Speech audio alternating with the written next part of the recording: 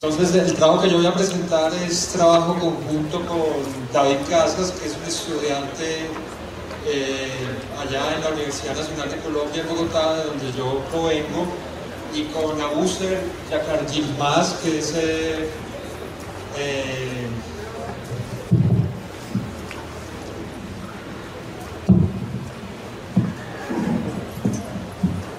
quien nos visitó hace poco en Bogotá y trabaja en el laboratorio de Scientific Computing en Petrópolis, en Brasil. Bueno, entonces,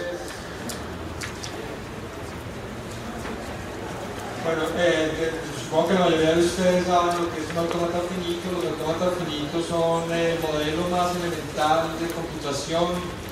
Si ustedes no recuerdan bien la definición, pero se acuerdan de lo que es una máquina de Turing, la diferencia con una máquina de Turing, que es el modelo universal estándar, es que los autómatas finitos no tienen la capacidad de escribir. Entonces, es como si no contaran con un dispositivo externo de memoria, y toda la memoria que ellos tienen es su conjunto de estados. Como el conjunto de estados es fijo, no se puede incrementar, no se puede escalar con el tamaño de los inputs. Entonces estos autómatas tienen una memoria completamente acotada.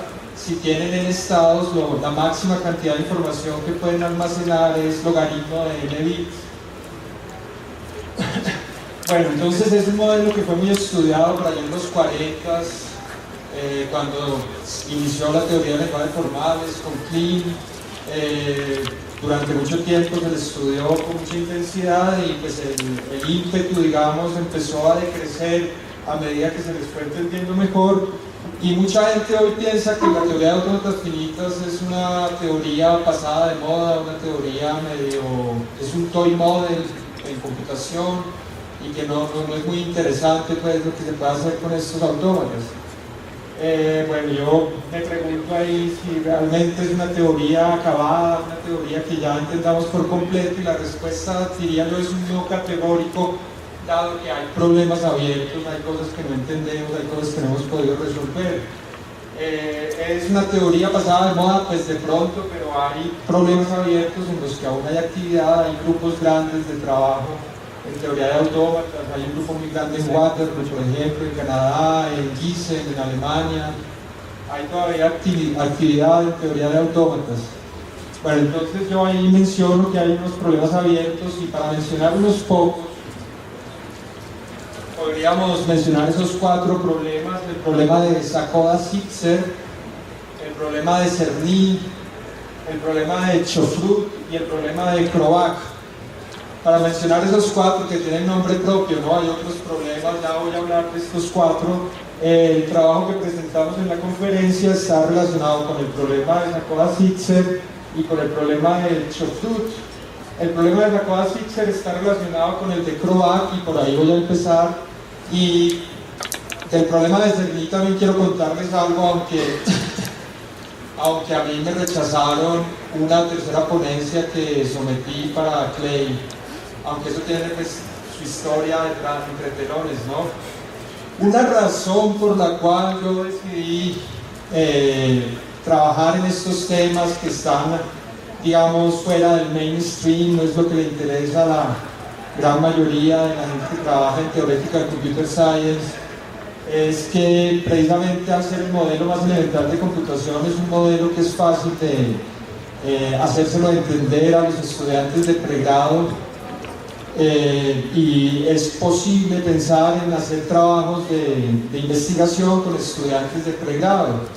Uno de mis coautores aquí en estos trabajos, David Casas, el trabajo que presento con él hace parte, digamos, de su tesis de pregrado.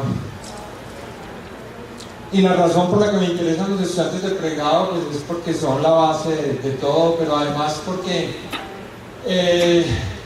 para mí es una sorpresa muy grande este público tan numeroso en esta charla, en este simposio de teoría computacional. Yo asistí a otro Clay hace 2 años, que precisamente fue en Colombia, y el tamaño del simposio era como el de este año, eran 4 charlas. El simposio de teoría computacional en el Clay siempre es una cosa minúscula, que en principio da cuenta de la actividad en teoría computacional en Latinoamérica, ¿no? Si uno rastrea cuál es el trabajo que se está haciendo en Latinoamérica, hay unos muy pocos lugares donde hay bastante trabajo: Sao Paulo, Campinas, la Universidad de Chile, Buenos Aires y la UNAM. De pronto yo diría esos 5 lugares.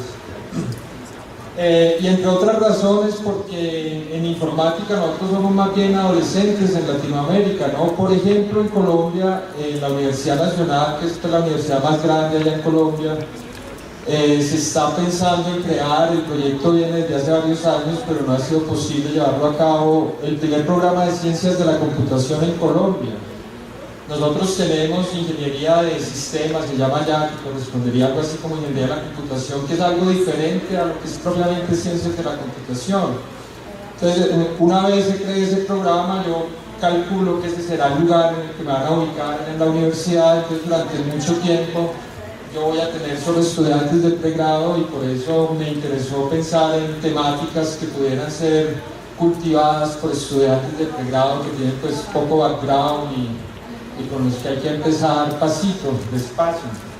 Bueno, entonces, el problema de CROVAC,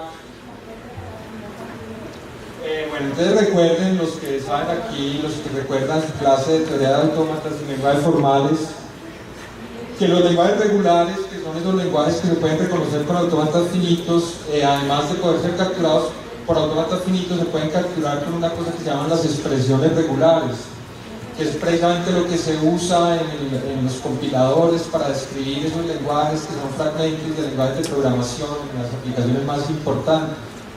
Bueno, cuando uno quiere describir un lenguaje, es importante que esa descripción sea lo más sucinta posible. Y cuando uno tiene diversas maneras de describir un mismo lenguaje, entonces vale la pena preguntarse cuál de esas maneras me da a mí la posibilidad de escribirlo con la menor cantidad de bits, con la menor cantidad de información. Entonces es un resultado clásico que los autómatas no determinísticos son exponencialmente más sucintos que las expresiones regulares. O sea, uno puede construir una secuencia de lenguajes regulares, digan ustedes L sub n con n mayor o igual que 1, tal que el enésimo lenguaje de la secuencia puede ser capturado por un autómata no determinístico con n estados. El número de estados es la medida de tamaño natural en autómatas, y tal que ese mismo lenguaje requiere, para la expresión regular más corta que lo describe, tiene longitud 2 a la n. Las expresiones regulares son palabras, y entonces la medida natural de tamaño para esas expresiones es la longitud de la palabra.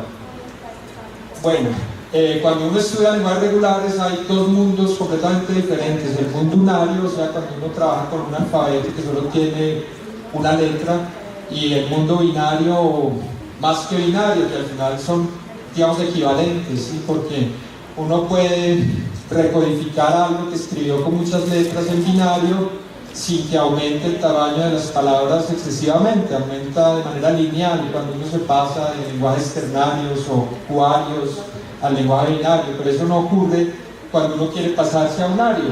Si ustedes van a describir un número n en unario, o sea, usando el lenguaje de los palotes, necesitan n palotes, y para describirlo en binario pues solo necesitan logaritmo de n bits.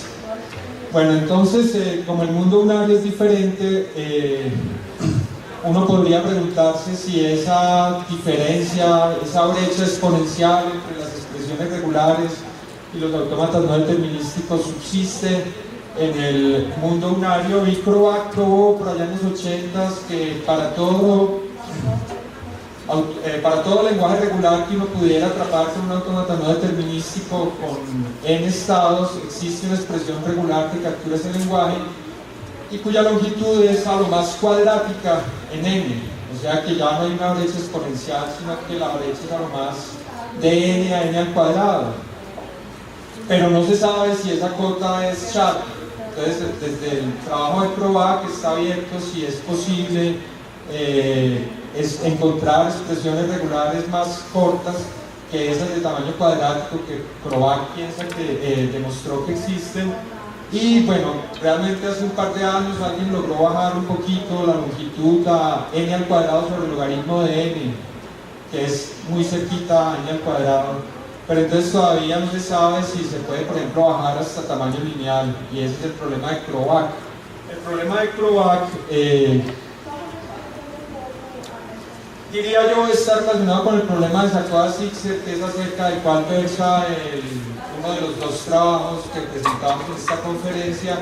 El problema de Sakova-Sixer es uno de los problemas fundamentales, es el problema fundacional de lo que se llama la state complexity en teoría de autómatas, y lo que Sakova y Sixer se preguntaron es si, bueno, así como hay una brecha exponencial entre la susintex de los autómatas no determinísticos y las expresiones regulares, existe el mismo tipo de brecha exponencial entre los autómatas determinísticos y los no determinísticos. El modelo estándar de autómata determinístico, de autómata finito, que ustedes recuerdan, es una cabeza lectora, no tiene la posibilidad de escribir, que se desplaza sobre la cinta donde uno escribe el input de izquierda a derecha y no tiene la posibilidad de devolverse.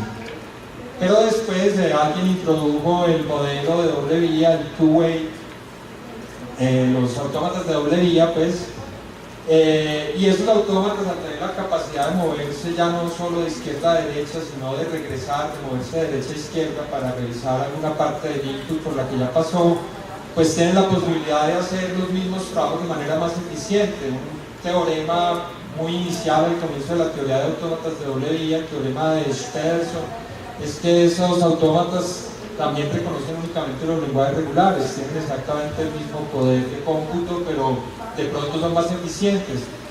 Entonces, Sakova y Sixer se preguntaron si los autómatas de doble vía son capaces de simular a los autómatas no determinísticos sin que haya un incremento. Son capaces de hacerlo porque tienen el mismo poder de cómputo, pero las construcciones ingenuas, cuando uno coge un autómata no determinístico y lo convierte en uno de doble vía, hacen que el número de estados crezca de manera exponencial.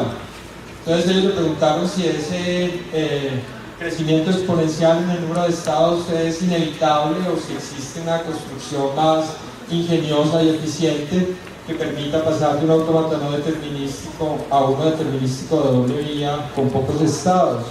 Y es un problema que está abierto desde el trabajo de Sakova y Sixer, que es un trabajo de alrededor de los 70s, creo recordar. Y pues es el problema fundacional, como les decía, de la state complexity, porque la state complexity lo que estudia es eso. La medida natural de complejidad en autómatas finitos es el número de estados. Entonces, cuando uno quiere analizar qué tan difícil para los autómatas finitos es resolver un cierto problema o reconocer un cierto lenguaje, lo que intenta mirar es cuántos estados necesitan. Bueno, entonces nosotros pues intentamos abordar ese problema, no somos tan ambiciosos ni tan ingenuos para creer que lo vamos a resolver, pero pues pensamos que podríamos aportar alguna luz acerca del problema. Bueno, entonces uno puede interpretar la pregunta de Sakova-Sixer de la siguiente manera: los autómatas no determinísticos tienen unas ventajas importantes respecto a los modelos determinísticos, como que son más sucintos, uno requiere menos estados, pero tienen una desventaja pues, bastante importante, y es que no son implementables. Los modelos no determinísticos de computación son modelos puramente teóricos que sirven para intentar analizar la dificultad de ciertos problemas, pero que nunca se pretende que se construyan en la práctica, porque serían modelos completamente no confiables, ¿no? Y un requisito para una máquina computadora es que sea confiable, que las respuestas que nos dé tengan alguna, sino que sean 100% correctas, que haya una probabilidad de corrección, una probabilidad de error, para ponerlo en otros términos, tan pequeña como uno necesita en la práctica. Y eso no ocurre con los autómatas y con los modelos no determinísticos de computación. Bueno, entonces uno podría preguntarse si esas ventajas de los modelos no determinísticos, esas cosas bonitas que tienen en particular los autómatas no determinísticos, pueden ser alcanzadas por algún tipo de modelo determinístico. Y una primera pregunta que uno debe hacerse en consecuencia es: pero ¿cuáles son esas bonitas ventajas? ¿Cuáles son esas características especiales de los modelos no determinísticos? Bueno, entonces nosotros nos hicimos esa pregunta y una de nuestras respuestas, o una de las posibles respuestas a esa pregunta es que una de las mejores características de las buenas propiedades que tienen los autómatas no determinísticos es que son muy eficientes a la hora de procesar expresiones regulares. Bueno, si ustedes recuerdan lo básico de autómatas finitos y expresiones regulares, cuando uno prueba que para toda expresión regular hay un autómata finito que reconoce el lenguaje descrito por esa expresión, lo que uno hace es hacer una prueba por inducción sobre la construcción de las expresiones regulares, y esa prueba da lugar a un algoritmo que se llama el algoritmo de Thomson, que permite en tiempo lineal cada una expresión regular construir un autómata no determinístico que reconozca el lenguaje descrito por esa expresión, y tal que el número de estados del autómata que se construye es lineal en la longitud de la expresión regular. Entonces tenemos un algoritmo muy eficiente de tiempo lineal que construye unos autómatas muy sucintos de tamaño lineal en la longitud de las expresiones que es necesario procesar. Nosotros entonces decimos que los autómatas no determinísticos tienen, por ponerle algún nombre, la propiedad de Thomson, que es la propiedad de que exista un algoritmo de tiempo lineal que con input, una expresión regular, construya un autómata que reconozca el lenguaje escrito por esa expresión, y tal que el número de estados sea pequeño, sea lineal en la longitud de la expresión regular.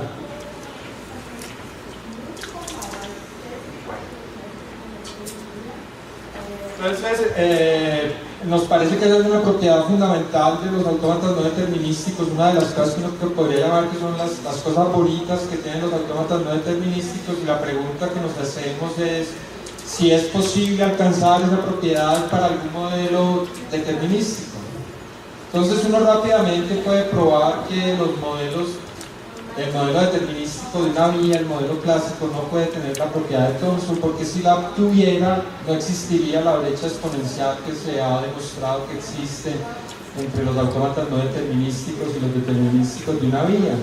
Pero los modelos determinísticos de una vía, el modelo determinístico de una vía no es el único modelo posible. Un segundo modelo posible es precisamente el modelo de doble vía, sobre el cual versa el problema de Sakoda-Zipser.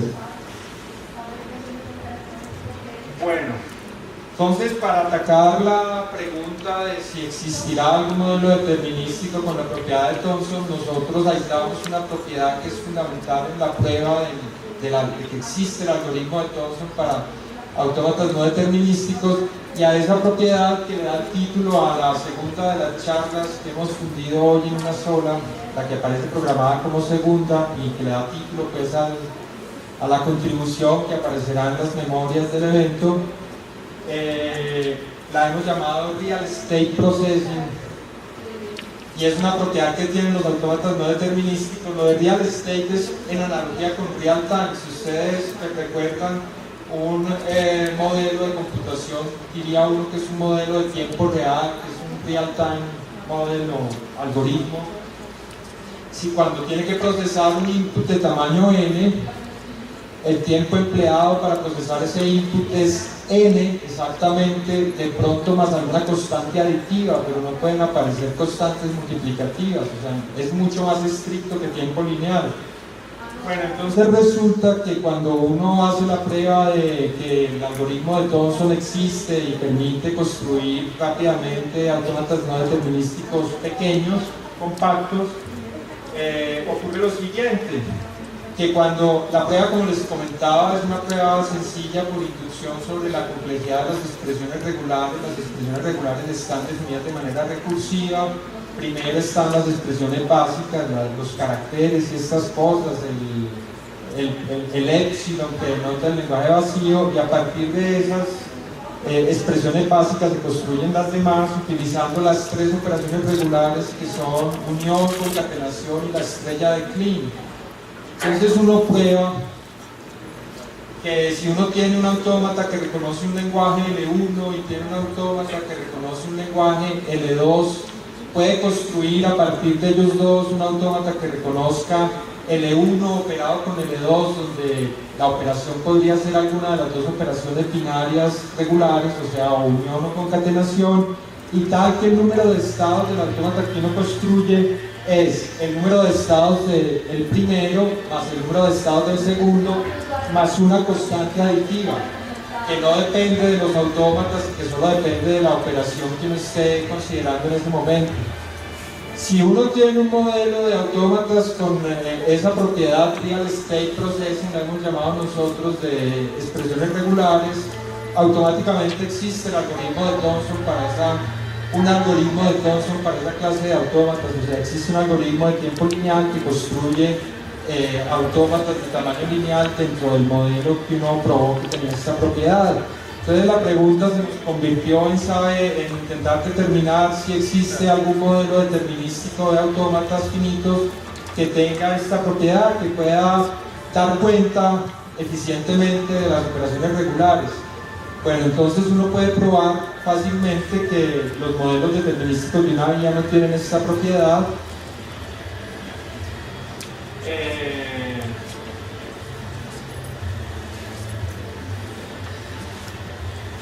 Y nosotros estudiamos varias opciones después de considerar el modelo determinístico de una vía, analizamos el modelo determinístico de doble vía y probamos que no puede tener esa propiedad usando resultados que ya estaban consignados en la literatura, pero una cosa que logramos en el paper que aparece en los proceedings es que logramos hacer pruebas más elementales de algunos hechos conocidos gracias a fijarnos en esta propiedad, ¿no? En esta propiedad de pronto nueva, lo que hemos llamado Real State Processing.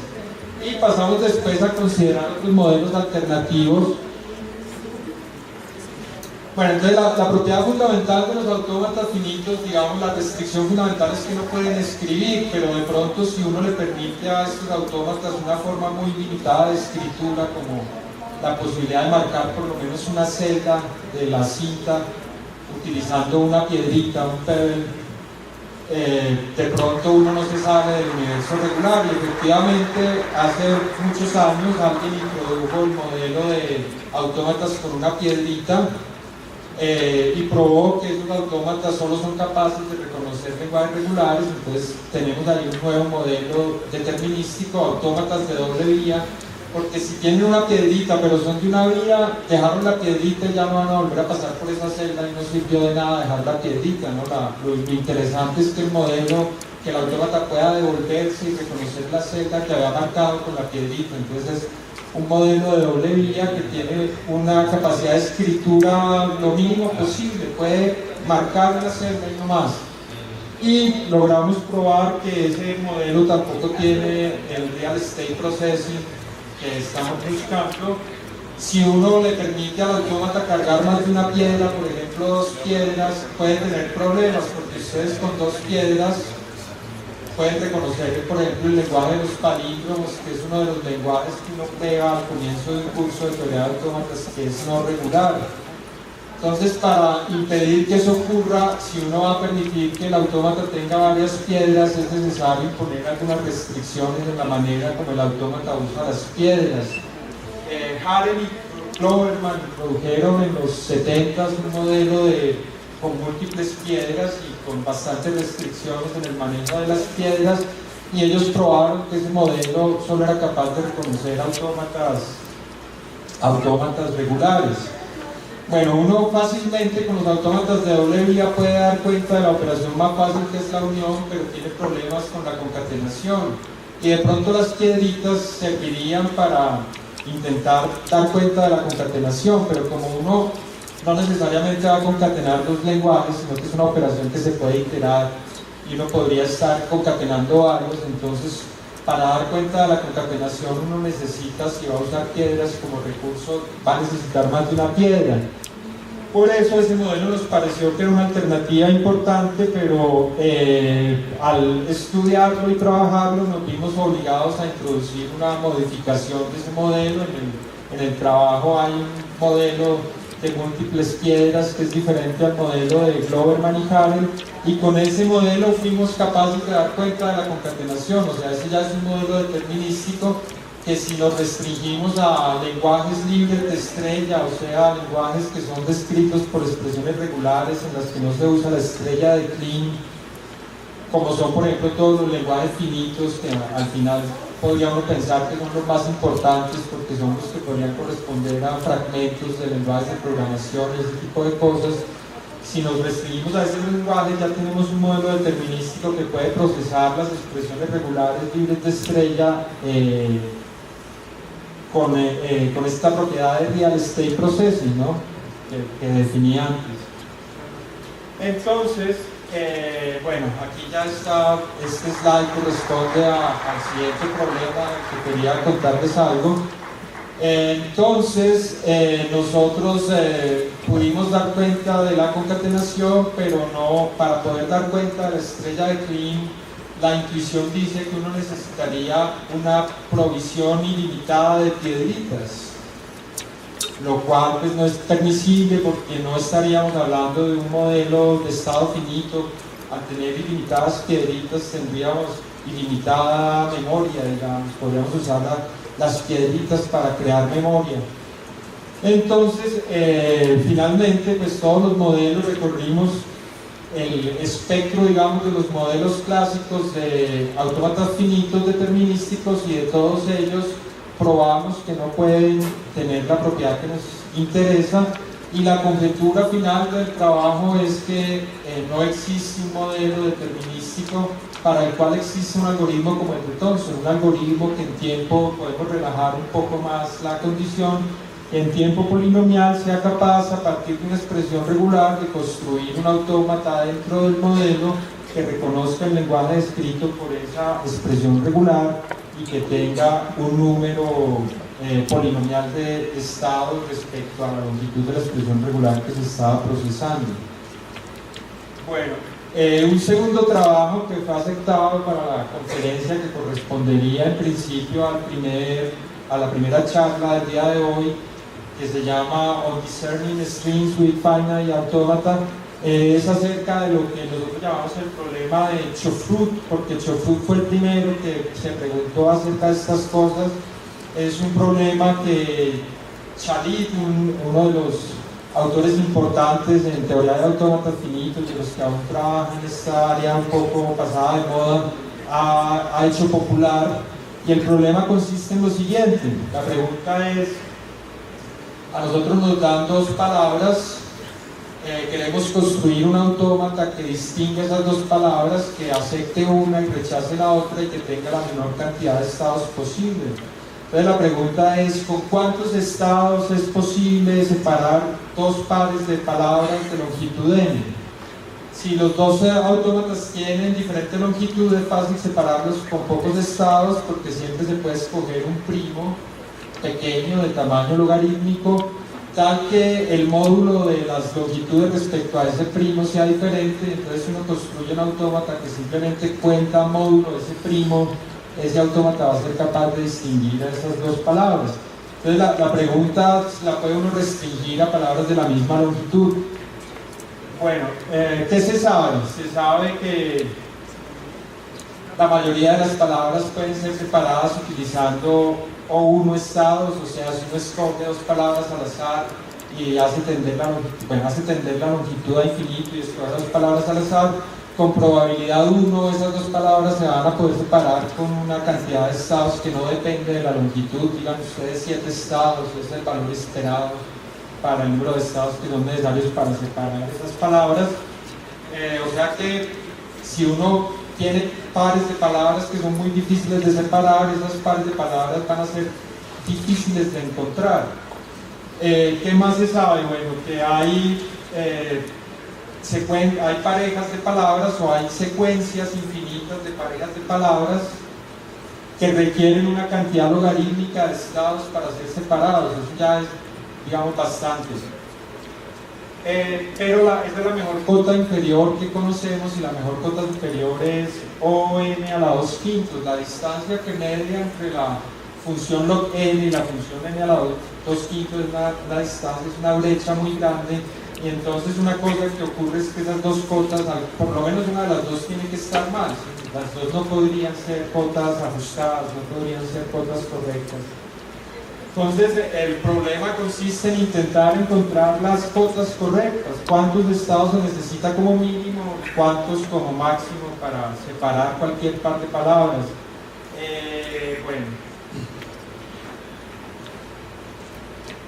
Bueno, entonces, si uno revisa en la literatura a ver cómo se fue que se probó, a ver, si uno tiene dos pares de palabras de la misma longitud,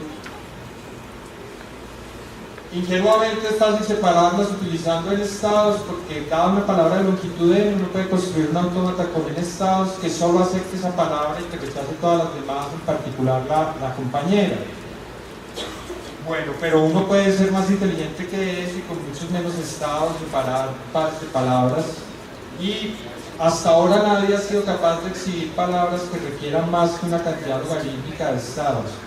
Y si uno revisa cuál es la secuencia pues, que alguien construyó para probar que hay parejas de palabras que requieren una cantidad logarítmica de estados, se encuentra uno con que esas palabras no deberían ser las más difíciles de separar, porque son palabras de la forma, lástima no tener una pizarra, son palabras de la forma WN, y pareja enésima es de la siguiente manera: WN 0 a la N, 1 a la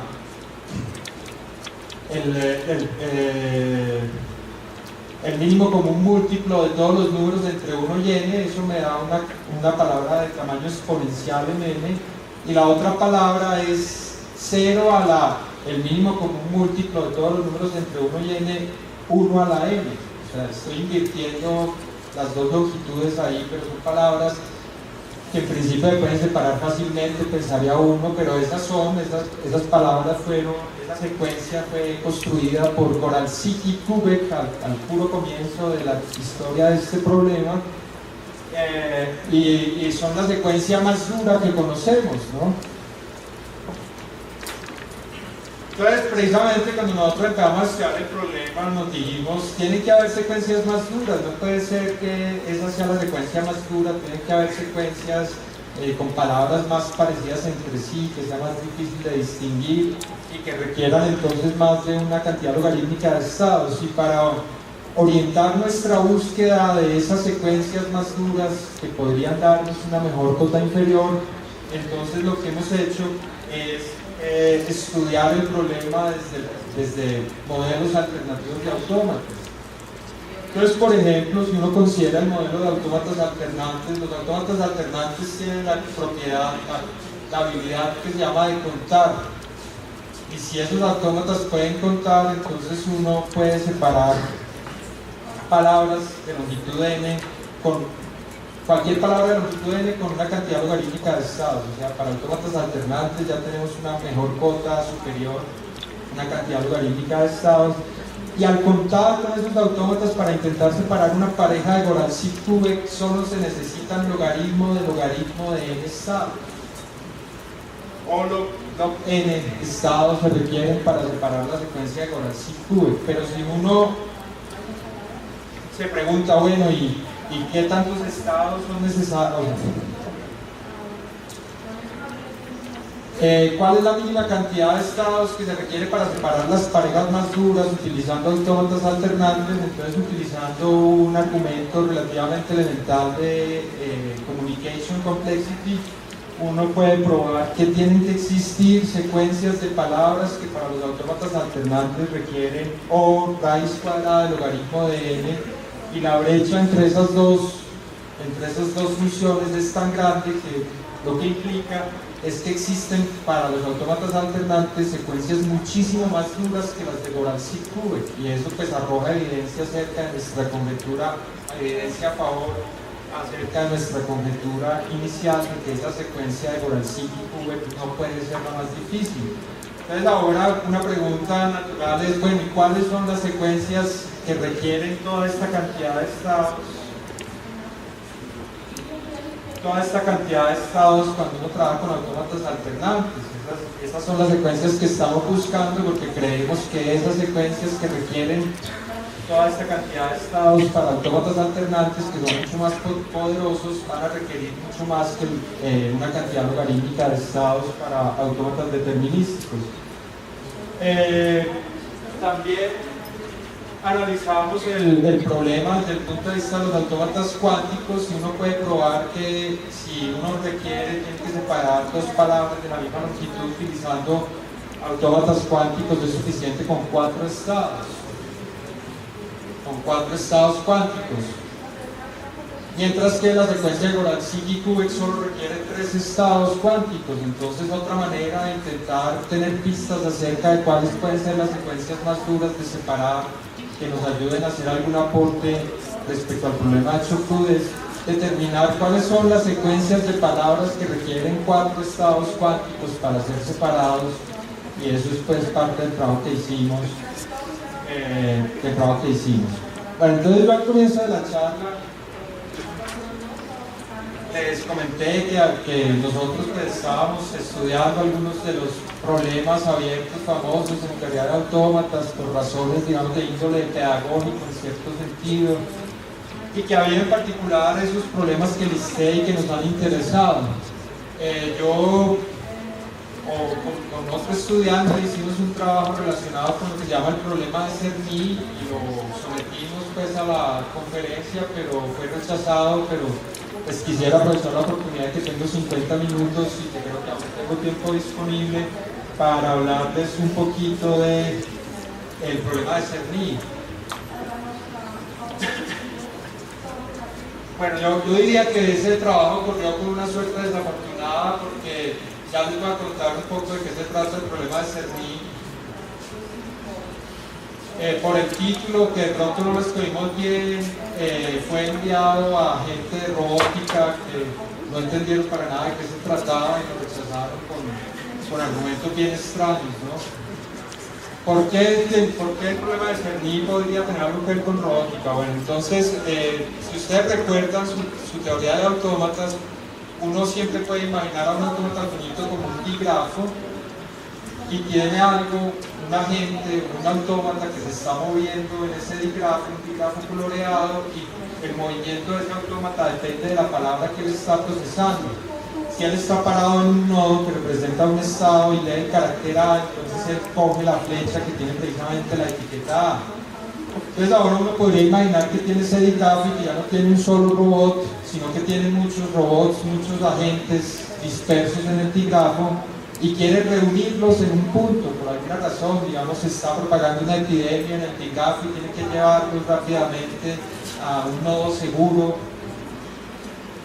Y la restricción que uno tiene para resolver ese problema es que uno no conoce la ubicación de sus robots, solo sabe que están en algún nodo del dígrafo y solo puede comunicarse con ellos haciendo lo que llaman broadcasting, enviando un único mensaje a todos los nodos del dígrafo, y ese mismo mensaje, esa palabra, debe guiarlos a todos que están ubicados en diferentes posiciones a un mismo nodo. Ese tipo de palabras que para algunos autómatas existe, es fácil identificar cuáles son los autómatas que admiten este tipo de palabras, se llaman palabras sincronizantes o reset sequences, que son muy importantes en la teoría de verificación. Digamos, uno tiene un autómata que es un controlador de un cierto sistema, y en algún momento uno no puede traquear el autómata y lo pierde de vista y no sabe en qué estado está, y entonces para recuperar el control uno necesitaría llevarlo a un cierto estado, y una manera de llevarlo a un estado que uno pueda determinar es poniéndolo a leer una reset sequence, porque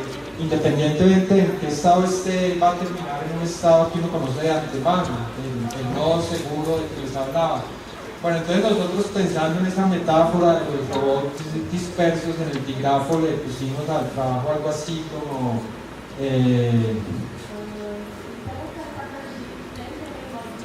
Convergence of Robots, una vaina así, y por eso lo mandamos de pronto a la gente equivocada, porque pues, nos parece que el trabajo tenía su encanto, es un trabajo muy atractivo por lo menos. Entonces les voy a contar un poquito al respecto. Uno puede probar que para todo autómata sincronizante que admita una palabra de estas y que tenga en estados, una tal palabra tiene que tener longitud a lo más n al cubo.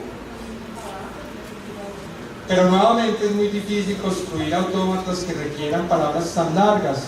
Incluso si uno hace el análisis probabilístico del asunto, cuando uno escoge uniformemente al azar un autómata sincronizante. La palabra sincronizante más corta para ese autómata es de longitud lineal, con probabilidad 1 es lo que va a ocurrir.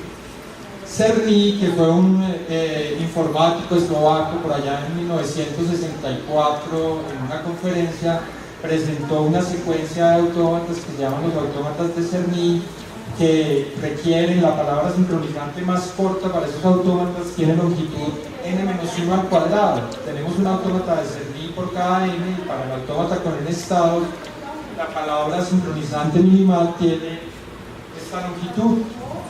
Bueno, entonces, nuevamente estamos en un problema como los anteriores. Hay una brecha grande entre la cota inferior que conocemos, que es n-1 al cuadrado, por lo menos ese tipo de palabras, ese tipo de longitudes se requieren para algunos autómatas sincronizantes, y la cota superior, que es n al cubo. Czerny conjeturó que cualquier autómata sincronizante puede ser sincronizado con palabras de longitud n-1 al cuadrado. Eso es lo que se llama la conjetura de Czerny, que algunos consideran es el problema abierto más importante en la teoría combinatoria de autómatas finitos. Entonces nosotros lo que hemos intentado desde nuestro aislamiento latinoamericano allá en Bogotá es atacar estos problemas famosos, pero desde perspectivas alternativas, no intentar lo que están haciendo en lugares donde de pronto tienen más facilidades, sino mirar los problemas de manera alternativa. Fue lo que hicimos con lo que les conté de Sakoa Sitzer, y lo que estamos intentando hacer con el problema de Chofut, y algo parecido estamos intentando hacer con este problema. Y entonces, pensando en esa metáfora de los robots dispersos por el tigrafo, el problema que han considerado todos lo podemos ver de dos maneras diferentes. O tenemos un robot en cada nodo y necesitamos que se reúnan, o tenemos unos cuantos robots en el tigrafo y no sabemos dónde están. Y uno podría considerar un tercer escenario, y es: tengo unos cuantos robots en el tigrafo y sé dónde están, pero necesito llevarlos con un único mensaje al mismo nodo. O sea, el problema que han considerado normalmente es sincronizar todos los estados del autómata, pero un problema que puede ser también importante en la práctica es sincronizar una cantidad fija y conocida de estados. Entonces ese es el problema que nosotros hemos estado estudiando,